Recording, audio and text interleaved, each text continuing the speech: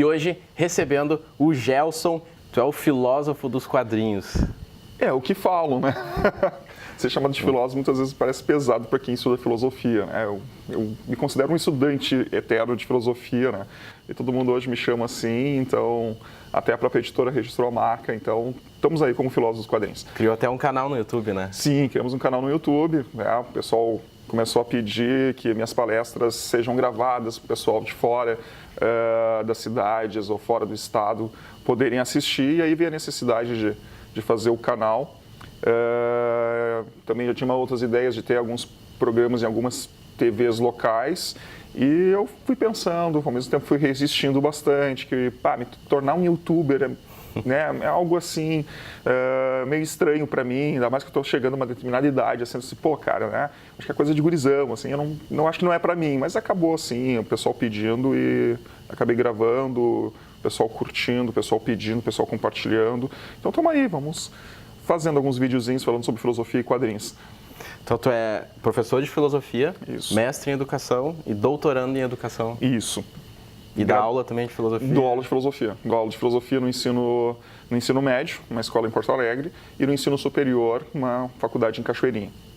E como é que é dar aula para gurizada de filosofia? Cara, foi... Para mim é emocionante, para mim eu adoro dar aula para adolescente, tem muita gente assim que fala, dar aula para adolescente é um saco, né? E é complicado, é uma fase transitória na vida, né, da pessoa, e todo mundo diz assim, são contestadores, é difícil de trabalhar, e eu acho que para a filosofia isso é muito bacana, que é uma fase, né, de questionamentos e o quanto eu posso usar isso.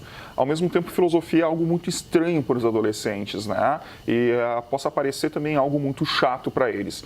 Então, foi aí que eu, né, introduzi, né, os super-heróis, né, nas minhas aulas, e na qual eu uso ainda hoje.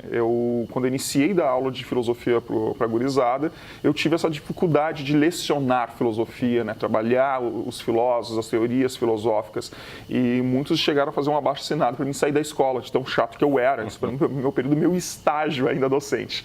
E ali eu vi assim, a necessidade de mudar a minha forma de dar aula. E foi então assistindo um filme do Homem-Aranha, que me deparei com a frase que norteia a vida dele, com grandes poderes trazem grandes responsabilidades, eu vi que aí tinha um grande contexto filosófico.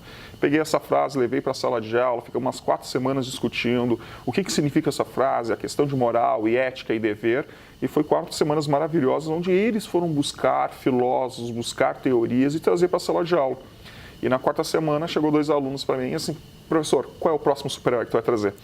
E aí começou a minha pesquisa, né, em fazer essa relação de filosofia, são temas que estão dentro das histórias em quadrinhos, e eu comecei então a abordar isso em sala de aula, e a partir daí não parei mais. Eu lembro da aula de filosofia, mas também porque o professor era realmente chato. Espero que ele não esteja assistindo. Paciência. Mas eu lembro de uma aula em que ele falou que era filosofia. Eu só lembro porque a gente imitava ele, né? Uhum. Ele tinha uma voz engraçada, ele falava tipo... Filosofia é o estudo constante do saber. Tu imagina ter aula com um cara... Uma voz caricato, de... assim. E aí eu te pergunto, o que é filosofia? Bom, né, segundo o filósofo Edmund Husserl, né, filosofia é, ao mesmo tempo que eu sei, ao mesmo tempo eu não sei o que ela é. Eu já digo que é uma grande questão filosófica, de mais de 2000 anos, que é é a busca desses saberes, né, a busca desse conhecer. Né, depende do passar dos anos, né, vai se ter um novo olhar, né, sobre o que é filosofia. Podemos hoje dizer que talvez filosofia é essa busca de entender o conhecimento, né, e assim os saberes. Tá? É uma ciência, né, que vai atrás disso. E graças a elas nós temos todas essas outras ciências. Então, se a gente tem todas essas outras ciências, por que então filosofia hoje? Né? A filosofia ela vai fazer essa conexão, né, de questionar o porquê das coisas, né? Buscar a etiologia, né, o porquê isso está assim. Então, é dar esses 2 passos para trás para começar a olhar um passo para frente, né? Começar a entender o que está acontecendo. Ao mesmo tempo, é complicado saber o que é filosofia, porque o objeto de pesquisa da filosofia é um todo, é o mundo. Então, o quanto é complicado também ter uma definição do que é filosofia por causa do objeto de estudo da filosofia. Segundo Platão, é possível filosofar sobre todas as coisas, né? No meu caso, eu vou filosofar em cima das histórias em quadrinhos de super-heróis. E como é filosofar nos quadrinhos? Que ao mesmo tempo é muito difícil. As pessoas dizem, deve ser barbado tu dar aula usando quadrinhos. Não, não é. Né? Eu tenho que estar sempre buscando, sempre analisando. Eu, infelizmente, hoje já não consigo mais ler quadrinhos para o meu prazer. Eu já estou lendo como pesquisa, já estou lendo como vou preparar uma aula. Eu vou lembrar, assim, tem alguns quadrinhos no passado que falava sobre tal coisa. Lá vou eu pesquisar, buscar isso. Então, assim, é um trabalho bem mais difícil, ao mesmo tempo prazeroso, né? Que tu está fazendo, está conectando duas questões na qual eu gosto muito, que é filosofia e histórias em quadrinhos. Então, mas é um trabalho que tu tem que estar buscando, tem que estar sempre pesquisando, e quadrinhos está saindo a todo momento, então tu vai pegar alunos que estão buscando no cinema as referências, então tu tem que estar olhando o cinema, outros vão buscar os games, outros vão buscar os quadrinhos, outros vão buscar séries. Então, hoje o super-herói tem um universo muito expandido, né, dentro das mídias culturais. E o quanto tu tem que estar conectado a isso, tem que estar buscando tudo isso, né, para poder trazer. Não adianta também eu ficar trazendo só o que aconteceu lá na década de 80, no período, né, a década onde eu nasci, década de 90, onde foi o período que eu lia muito quadrinho. Porque eu não vou estar trazendo muitas questões atuais na qual esses jovens, né, estão lendo ou buscando. Lógico, algum filme, alguma série vai ter, né, um paralelo com esse período histórico. Então, sim, dá para usar. Mas o quanto tem que estar se atualizando sempre, não que isso seja um sacrifício para mim, né? Mas o quanto tem que estar sempre buscando, sempre ter esse olhar mais clínico, né, para as séries, para o cinema, para as histórias em quadrinhos, para poder trazer isso para a sala de aula. Buscar conexões com esses temas, né, na qual eu quero abordar em sala de aula com eles. E os teus colegas da filosofia, eles não acharam tanto estranho tu ir pro lado dos quadrinhos? Sim, inicialmente muitos questionaram até que ponto, né, isso poderia ter esse olhar filosófico sobre as histórias em quadrinhos. É que nós temos as histórias em quadrinhos no Brasil, né, como um objeto somente de entretenimento e que prejudica a formação do aluno. Desde a década de 50 se tem essa crítica. Já não se fala isso mais no mundo, mas aqui no Brasil se tem essa herança ainda dessa crítica. Então, quando tu vai falar que tu vai usar quadrinhos em sala de aula, sempre tem uma grande desconfiança. E na filosofia não foi diferente. Né?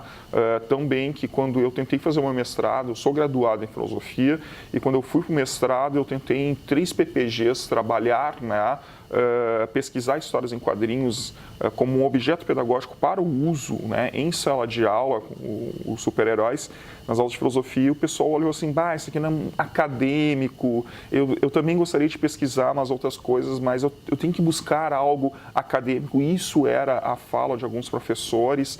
Então, eu fui para a área de comunicação e a área de educação para tentar fazer essa pesquisa, e a área de educação abriu as portas, sem falar que o meu orientador era um ex-professor meu de filosofia, né, na instituição onde eu lecionei, e ele disse assim, não, Gelson, vem para cá, eu sei que tu quer fazer isso e eu acredito que vai dar um bom tema. Não entendo nada de quadrinhos, mas de filosofia eu entendo, então vamos ver se tem, né, alguns nexos nessas questões.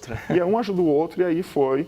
E depois eu comecei, assim, com a pesquisa, né, a pesquisa científica, começa a mostrar, comprovar que há questões filosóficas ali dentro. Alguns questionam assim, mas dá para aprender filosofia com quadrinhos? Sim e não, né? Tu tem que saber mediar isso como professor. Eu não digo que se aprende filosofia com quadrinhos, né? Eu digo que eu uso o quadrinho, né, o super-herói, como uma ferramenta de introdução a temas filosóficos. Hoje nós vamos ter quadrinhos que têm citações diretas de alguns filósofos, de alguns cientistas, né, dentro dos enredos das histórias em quadrinhos, ou dentro dos filmes, ou dentro das séries. Né? O quanto hoje o professor tem que se apropriar disso, observar isso, mapear, né, e a partir disso tu usar isso como introdução. O que tem que falar de Nietzsche? Né?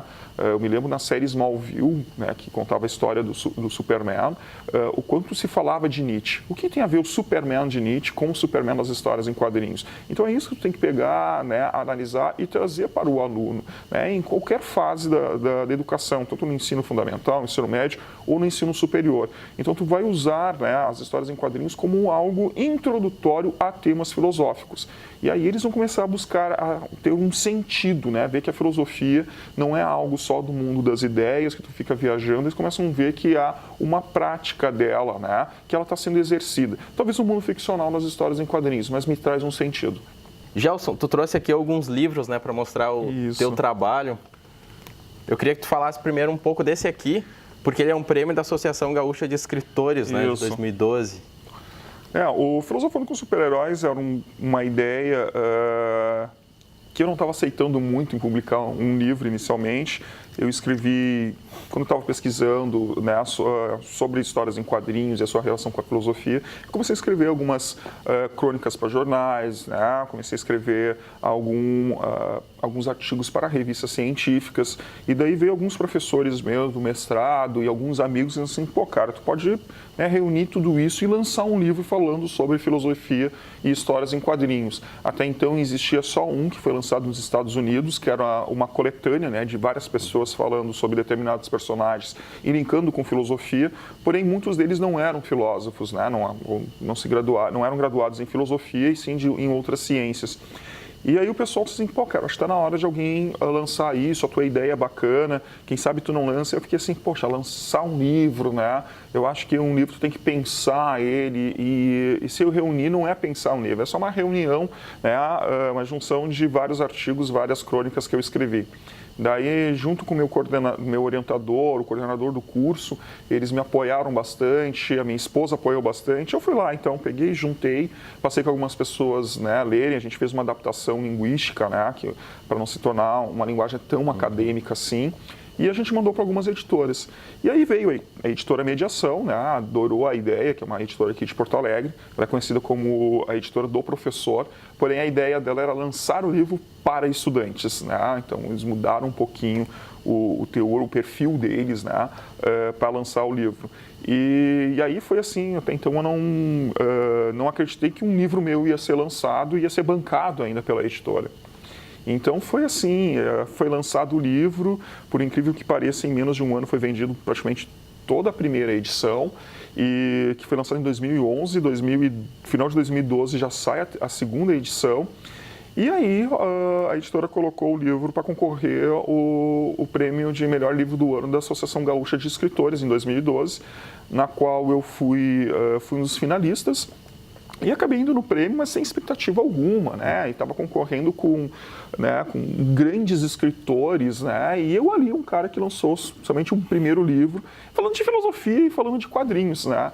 E para minha surpresa, né, eu fui o primeiro colocado, né, onde o Filosofando com Super-Heróis se tornou, né, um melhor livro do ano na categoria não ficção, né, da Associação Gaúcha de Escritores. Para mim foi o máximo, e ao mesmo tempo isso auxiliou muito na divulgação do livro, né? Então ele começou a sair do Rio Grande do Sul, começou a ter alguns editais de secretarias de educação, tanto municipais, estaduais, e aí o livro foi comprado, né, por vários estados no Brasil, e aí eu comecei a viajar para fora do estado para falar sobre o livro, e começando também a fazer formação de professores, né, para como usar quadrinhos em sala de aula. E isso eu acho que foi muito bacana, assim, né, como resultado dessa pesquisa, o resultado, né, em cima do livro, e na qual ainda hoje estou sendo convidado para falar sobre Filosofando com Super-Heróis, que a segunda edição já está terminando, né, mas assim ainda o pessoal me reconhece muito como,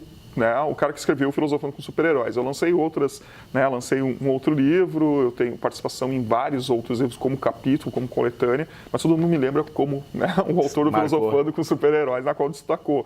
Né? Geralmente, os escritores não são conhecidos pelos seus primeiros livros, no meu caso, por enquanto, está sendo. Né? Bem-vindo outros aí que estão no forno, mas eu estou muito feliz, né, pelo resultado que deu, pelo resultado que atingiu, né? Até essa semana eu estava numa escola em Porto Alegre que também adotou o meu livro para ser trabalhado em diversas disciplinas e em diversas anos dentro do ensino fundamental e do ensino médio. Então, estava lá essa semana, na segunda e na terça, dando palestra com a gurizada, falando sobre filosofia e super-heróis, e o quanto é bacana, porque a gurizada, quando lê, primeiro eles olham assim, é fininho, né? Então é bacana de ler. Porém, ao mesmo tempo, se tivesse, né, um formato menor, ele seria mais volumoso, teria em torno de quase 100 páginas. Mas o pessoal olha assim, tipo uma revista, vou ler, e é algo que fala sobre super-heróis, algo que eles conhecem. Então, eles conseguem fazer, né, essa analogia com o que eu falo aqui sobre questões sociais, questões filosóficas. Eles falam, verdadeiramente isso acontece no filme, isso eu vi nos quadrinhos, isso hoje está aparecendo na série. E é bacana que eles trazem isso, né, para os debates, e o quanto a gente vê que fazer filosofia é fácil, né? Se tu tiver, né, algo que tu possa dar sentido para eles, né? E algo que faz eles se interessar também. Eu acho que o que eu consegui fazer é ter esse um objeto, né, pedagógico, que ao mesmo tempo é um objeto na qual o adolescente tem isso em mãos. E hoje o super-herói, ele é um grande ícone da cultura pop, né? Então por que não usá-lo? E esse livro aí tu trouxe também pra gente sortear, né? Pra ele sortear aqui, né? Pra galerinha aí que assiste o programa. Então, se você quiser concorrer a esse livro aqui, entra lá na nossa fanpage, programa Conectando. Lá vai ter todas as instruções de como concorrer a este livro. E ele é bem disputado, né? Tá bastante disputado. Tá bastante. Então, corre e participa. Tu também tem outros livros aqui, né? Que tu trouxe pra gente. Queria que tu falasse um pouco deste. Esse aqui já é o Aristóteles e os super-heróis, ele já é um pouquinho maior, né? Mas esse aqui é o meu tema da minha dissertação de mestrado, né? Na qual eu vou pesquisar as questões éticas inseridas dentro das histórias em quadrinhos. Então eu trago um pouco assim do histórico das histórias em quadrinhos, né, no Brasil, o quanto como a educação via ele, né, em toda a crítica histórica. Depois eu passo, né, de como possa ser usado, né, e como está sendo usado quadrinhos, né, em sala de aula no mundo. E aí eu vou chegar na filosofia, que é a questão ética, né, que eu acho um grande tema que hoje no Brasil a gente precisa debater, precisa ser discutido, e principalmente com adolescentes. Então eu vou abordar a ética de Aristóteles, né, que Aristóteles é o primeiro filósofo que vem a escrever uma obra sobre a ética, né, no Ocidente.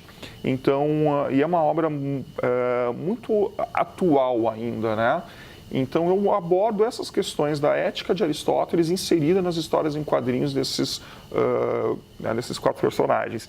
Então, foi um trabalho de praticamente 2 anos de pesquisa, sendo que como mestrando, mas antes já tinha pesquisado algumas coisas, e acabou uma editora, né, que pegou a ideia assim, disse, eu acho legal isso aqui, vamos dar uma adaptação e vamos lançar o livro, aproveitando a onda, né, do Filosofando com Super-Heróis. Então, eu primeiro falei com a minha editora que eu tinha um contrato, ela disse, não, lança livro acadêmico, não é com a gente mesmo, é o nosso perfil. Então, eu acabei enviando para essa outra editora e saiu, né, e também, se eu não me engano, estou recebendo os últimos 12 livros, né, então também acabou. Não foi tão rápido como Filosofando com Super-Heróis a venda, né? Mas também já está encerrando a primeira edição dele. Legal. Tem mais esse aqui que trouxe aqui pra gente? Isso. Roteiros de Vida. Então explica um pouco sobre esse projeto. Isso aí já estou me aventurando, né, como roteirista de quadrinhos. Mas a ideia inicial é um projeto meu hoje de doutorado, né, na qual eu trabalho como os super-heróis como tutores de resiliência para crianças e adolescentes em situação de risco. Eu pesquiso que quanto os super-heróis sofreram alguma adversidade e eles se empoderaram e conseguiam, né, se sobressair a esses problemas, né, que muitas vezes são, né, uma grande epidemia social, né, que as pessoas sofrem uma determinada adversidade e caem quando elas possam ficar nesse submundo, sofrendo, né, que são as questões das doenças sociais, e com isso, né, pode até culminar a essas pessoas se tornarem criminosas. Então, comecei a trabalhar olhando o quanto o super-herói poderia, né, empoderar essas pessoas. Comecei a ver que há intervenções na área de saúde usando os super-heróis, e eu me questionei por que não usar na área social e principalmente na área educacional os super-heróis. Então é o meu tema de doutorado, e no qual eu fui convidado para um projeto social que ocorreu na cidade de Novo Hamburgo com alunos do EJA, que muitas vezes esses alunos eles mesmos não se valorizam, a expectativa, eles não têm uma grande expectativa de futuro, eles acham, eu sou um resultado social, eu só vou estudar porque meu patrão está pedindo, mas não existe uma expectativa de futuro, né? E a gente vê alguns alguns problemas até meio depressivos na vida deles, né? Então a gente foi fazer um trabalho lá em como o super-herói, né, enfrenta, né, os seus dilemas de vida, como eles enfrentaram determinadas adversidades, determinados problemas sociais, né, na qual muitos desses alunos, né, também passaram ou estão passando. Então ali a gente fez essa apresentação da vida do personagem, como ele se empodera, e depois a gente vai fazer um trabalho, né, junto com os professores de português de escrita, onde eles vão escrever a história de vida deles e quais são os pontos de virada ou o que eles acreditam que seriam os pontos de virada da vida deles, né, se sobressair a esses problemas que eles enfrentaram. E aí então foi em torno de 40 alunos envolvidos, né, de 16 anos até 55 anos, e a gente percebeu ali que tinha histórias magníficas. E aí veio a ideia assim, o que a gente vai fazer com essas histórias? Daí, como tinha uma verba, a gente contratou então um quadrinista, que é o Jader Correia, né, que é para mim um grande amigo meu e um grande quadrinista, né, um baita ilustrador. E eu disse assim, convidei ele para participar do projeto para fazer, né, alguns quadrinhos, adaptar, né, para as histórias em quadrinhos uma dessas histórias. Ele assim, Gelson, achei um máximo. Só que assim, eu sou desenhista, não roteirista. Eu posso até dar umas ideias no roteiro, mas não sou roteirista. E lá fui eu me aventurar no roteiro, né? Então, peguei as histórias, comecei a adaptar, né, e recriei, né, tu tem que reescrever essas histórias, mas, né, sempre, né, olhando esse olhar, né, dessa pessoa que escreveu, e passei para ele, então saiu, né, dessas 40 saíram 3 histórias, na qual foi publicado, e a gente iria publicar o restante das histórias, né? A cada 3 meses ia sair um quadrinho, porém, infelizmente, não teve mais verba, não temos como fazer isso. Mas o bacana foi, assim, no dia da entrega, que foi lançado um livro também com relato desses alunos, né, que infelizmente eu já não tenho mais, e tem alguns quadrinhos, e eu me lembro assim muito que quando alguns alunos, né, começaram a olhar suas histórias publicadas num livro, eles já se sentiram assim um máximo, assim, nossa, né, a minha história está sendo publicada, quanto eles estavam se valorizando, né, que foi algo talvez que eles nunca imaginaram na vida deles. E quando algumas pessoas, né, que estão nas histórias em quadrinhos, eles olharam as suas histórias, né, foi muito emocionante. Teve uma moça que sofreu uma determinada violência, né, bem séria na infância dela, e ela tinha esse trauma trazendo com ela, e pela primeira vez ela consegue escrever isso, que até então ela tinha muito escondido. E também que a primeira pessoa com quem ela fala é para mim isso, e eu era um desconhecido para ela. Então, tão bem que ela fala isso, e o Jader até me desenhou no quadrinho, né, que eu fui uma fonte de inspiração para ela. Só que ela pega e começa a chorar quando ela vê a história, e eu fico assim, nossa, olha que droga eu fiz, né? Eu fui trazer as memórias ruins dela, né? E dentro de uma história em quadrinho, ela para assim, olha para mim e começa a agradecer, e não parava mais. E eu já não estava mais entendendo. Ela assim, tu transformou a minha tragédia em arte. Quase teve um momento de catarse dela ali, né? Então eu vi assim, o quanto foi muito emocionante isso. Assim, o quanto verdadeiramente a gente está fazendo uma diferença, né? Fazendo isso, né? Que é uma questão bem simples, mas o quanto possa ser grandioso para a pessoa que está envolvida. E agora eu quero fazer contigo umas perguntas rápidas. Faço a pergunta, tu responde bem rápido para mim. O que vier na tua cabeça primeiro. Para filósofo é cruel isso. Essa filosofia. Vou começar com fácil. Uma comida. Comida, cara, lasanha. Lasanha. Agora já começa, o pessoal já deve ter te perguntado, né? Então, super-herói favorito. Uau, né? Thor e Arqueiro Verde. Um superpoder. Putz! Poder voar, acho que é. É o meu também. Marvel ou DC? Cara, não tenho uma preferência, né? Hoje em dia, o pessoal, todo mundo fala assim, tem que escolher um lado, né? A gente está vivendo num período da história, assim, que a gente tem que se posicionar, escolhendo um ou outro. Eu já prefiro os dois, eu estou gostando muito, me divertir com os dois, sempre me diverti muito com eles, e eu estou gostando muito de ambos, né? Então, assim, tu escolher um é sinal que o outro não presta, ou não tenho preferências, eu tenho preferências nas duas. E o que tu está estudando mais atualmente? Ambas, né? Tanto essa questão da diversidade que a Marvel está trazendo hoje em personagens até que são ícones, né?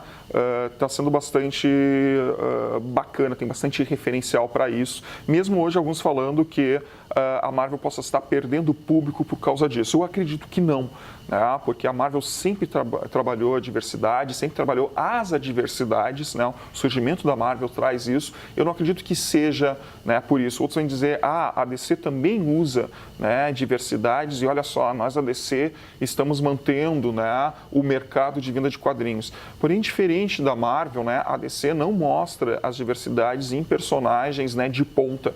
Né? Tu nunca vai ver um Batman negro ou um Batman mulher, né? Sendo, tem a Batwoman, mas não, né, herdando o manto do Batman. Diferente do que acontece na Marvel, né? Onde o Thor se torna uma mulher, né? O Capitão América um negro, né? O próprio Homem-Aranha, né? Um descendente né, latino-americano e negro. Então, tu vai pegar os personagens de ponta e trazer a diversidade para eles. A DC não faz isso. A DC vai botar, né, um homossexual como um personagem de segundo escalão, né, um muçulmano como personagem de segundo escalão. Então, a DC não se arrisca tanto como a Marvel. Né?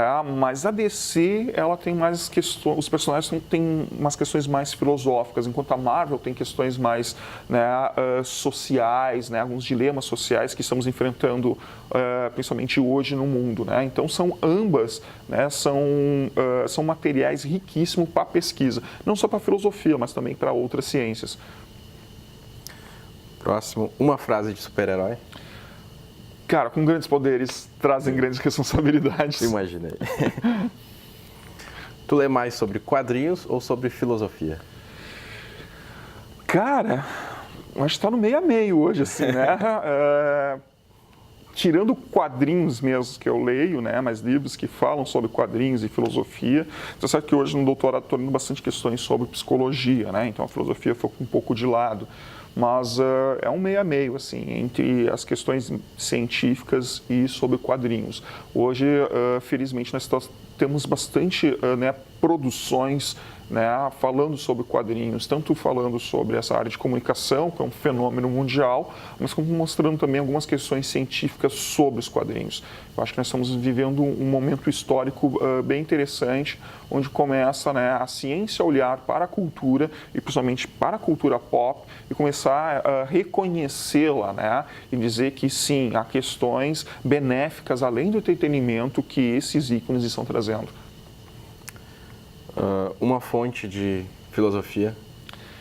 Cara, eu adoro Aristóteles, né, principalmente a questão ética, né, no livro A Ética Nicômacos e a Política, que eu acho que ela ainda é muito atual. Né, e o quanto há uma necessidade de retomar essas questões, né, clássicas, né, da filosofia, para a gente começar a entender que mundo a gente vive e que mundo nós queremos. Né? Eu acho que esses clássicos, principalmente com Aristóteles, eu acho que é o ideal para a gente verdadeiramente começar a fazer filosofia, começar a entender a filosofia até de uma forma mais simples. Se Aristóteles fosse um super-herói, qual ele seria? Batman, eu acho. Né? Vendo assim, Batman tem essas características também que eu escrevo, né? Batman ou aristotélico, que tem muitas questões ali que tem a ver com Batman. Tá certo que acho que Aristóteles nunca se esconderia atrás de uma máscara, né, e agiria contra a lei. Mas, ao mesmo tempo, Aristóteles fala na questão se eu tenho um dever, eu devo fazer. Algo também muito próximo ao Homem-Aranha, né, que acaba se prejudicando em nome de um bem maior. Mas eu já aproximo o Homem-Aranha a Kant, né, o filósofo alemão Kant, e não Aristóteles, mas sendo que Aristóteles também trabalha isso, né, o quanto eu tenho que usar as habilidades que eu tenho, os dons que eu tenho em prol da sociedade onde eu vivo, que eu preciso tirar a sociedade da apatia. Eu acho que isso o Batman traz, né? Se a gente olhar essa trilogia do Nolan, né? Batman Begins, né? O personagem Bruce Wayne fala isso, né? Eu preciso tirar Gotham da mão dos traficantes, né, dos criminosos. Eu preciso tirar Gotham da apatia. E o quanto eu preciso, né, não como carne e osso eu posso fazer isso, mas como um símbolo. Enquanto o símbolo é um modelo de inspiração. E na Ética Nicômacos, Aristóteles vem dizer que o quanto a gente precisa na nossa sociedade de modelos, né, que são fontes de inspiração para as pessoas seguirem. E assim, através, né, quase como um círculo vicioso, né, a sociedade possa emergir. Então, por isso que eu acho que Aristóteles, né, ia simpatizar muito com o personagem Batman. E agora, aproveitando que está com a camiseta do Justiceiro, onde ele se encaixa na filosofia? Cara, nós temos que ver assim, o Justiceiro nasceu aproximadamente na década de 70 e 80. Ele é um personagem que foi um soldado do Vietnã e como os Estados Unidos estavam vendo, né, esses soldados que vieram do Vietnã. Até então, os Estados Unidos têm uma cultura de criar heróis, né, e muitas vezes esses heróis são esses soldados. E quando esses soldados voltaram do Vietnã, não foram tratados, né, como heróis pela sociedade, foram até discriminados pelo governo, né, talvez pela essa história que supostamente para eles, né, eles empataram a guerra, né, na Europa se tem o entendimento que eles perderam a guerra, talvez há uma culpa em cima disso. E o Justiceiro é alguém que traz esse questionamento, eu servi a minha pátria e hoje eu estou sendo esquecido por essa pátria, né? Que pátria é essa? E ainda tem a questão que a família dele é assassinada e ninguém faz nada, né? Então ele, além de sofrer o preconceito, ele sofre duplamente, né, com a morte da família e ele vê ninguém fazendo nada. Então ele assume um manto, né, de punidor, por isso Punisher, e ele vai fazer com as próprias mãos uma justiça, porém uma justiça que ele está achando que é certo, que é a justiça de guerra, que eu preciso matar o inimigo. Né? Então, o quanto ele vai usar, né, uma filosofia da guerra, né, para a sociedade, porque a sociedade está tendo uma guerra civil, né, e o quanto ela precisa criar, né, regras diferenciadas para lidar com isso. Porém, também tem que se questionar um pouco onde vai a questão da liberdade dos indivíduos, né? O direito dos indivíduos, né? De se arrepender, o direito de se arrepender ou o direito à justiça, né? Mostrar o porquê eu fiz aquilo. Ele não quer saber, para ele é uma guerra, lógico, né? Ele também, né, tem uma questão patológica, né, que o cara quase enlouquece com isso, né?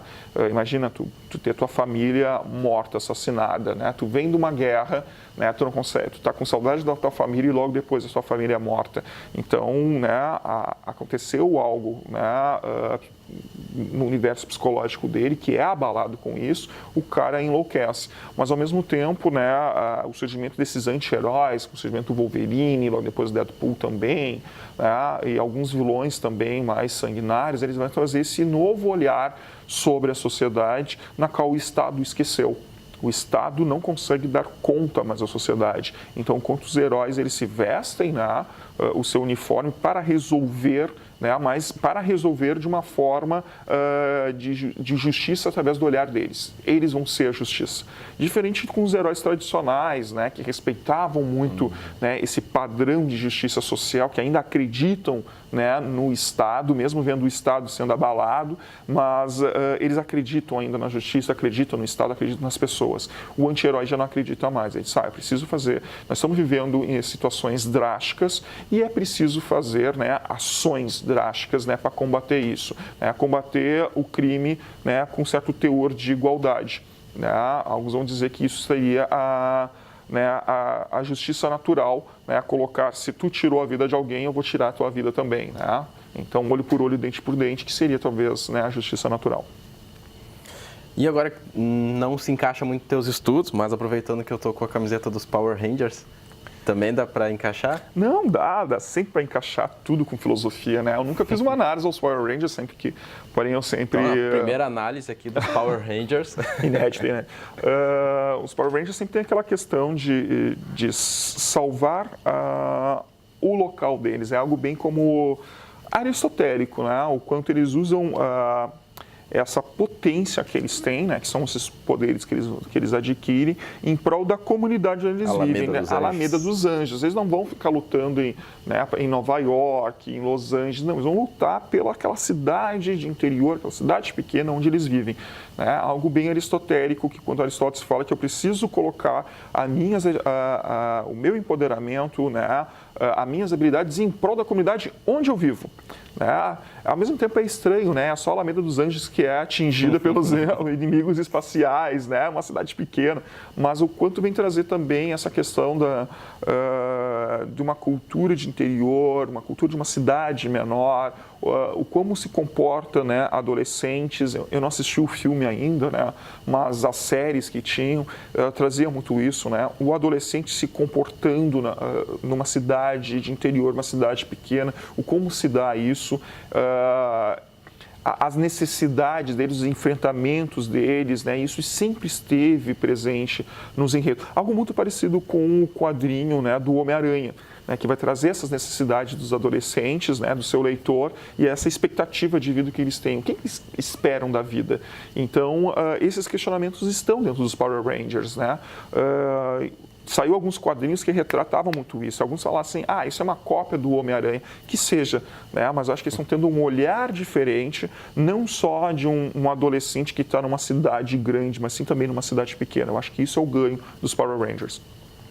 Tá certo, João. Eu queria agradecer a tua presença aqui no programa. Eu que agradeço a oportunidade. Passou muito rápido, mas esse foi o programa Conectando e você pode participar através da nossa fanpage, Programa Conectando. Até a próxima. Tchau!